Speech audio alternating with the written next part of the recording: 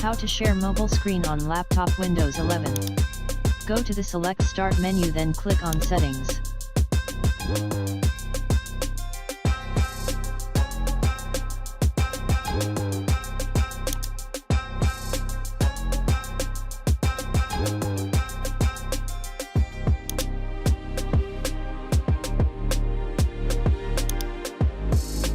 Now install wireless display.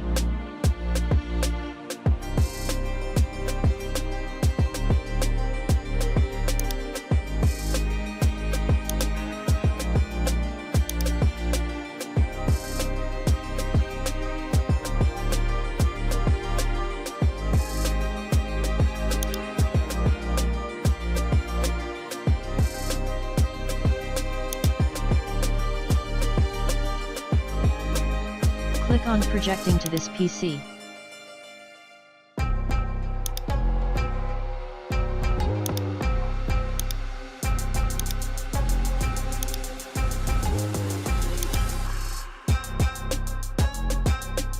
Now go to the mobile screen.